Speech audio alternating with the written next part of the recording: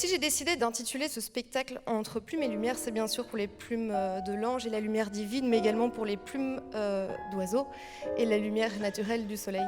Donc comme je le disais tout à l'heure, l'oiseau qui est un peu le héros principal de Messiaen. Alors s'il a décidé de retranscrire des chants d'oiseaux, c'est pour une raison assez simple en réalité, c'est parce que Debussy et Wagner se sont déjà attelés à essayer de reproduire les sons de la nature.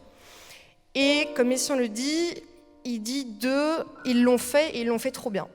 Donc du coup, il s'est dit, je vais pas le faire parce que j'ai plus rien à proposer, tout a déjà été super bien fait. Et disons qu'il s'est dit, je vais quand même essayer de le faire, mais à travers les chants d'oiseaux, et qui sont techniquement plus faciles à retranscrire et plus musicales. Alors comment est-ce qu'il faisait ? Il se rendait dans un milieu naturel, on va dire par exemple une forêt, il se munissait de son petit calepin, accompagné de sa femme Yvonne Loriot, mais qui s'est créé qu'un D et pas un T comme l'oiseau. Le hasard d'ailleurs est assez rigolo qu'il soit marié avec quelqu'un qui porte le nom d'un oiseau. Et elle était munie d'un enregistreur, il prenait ce qu'il avait à prendre à ce moment-là, il rentrait chez lui, il faisait un mix de ces deux matières.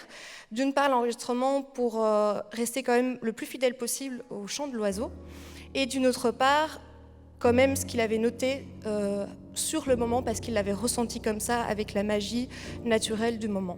Alors évidemment, c'est très dur de retranscrire quand même des chants d'oiseaux, parce qu'il y a des quarts de ton, il y a énormément d'improvisation. L'ambitus du piano n'est pas assez grand par rapport à l'ambitus de l'oiseau. Mais Messiaen se défend lui-même en disant je n'écris pas une chose qui est vraie, mais vraisemblable.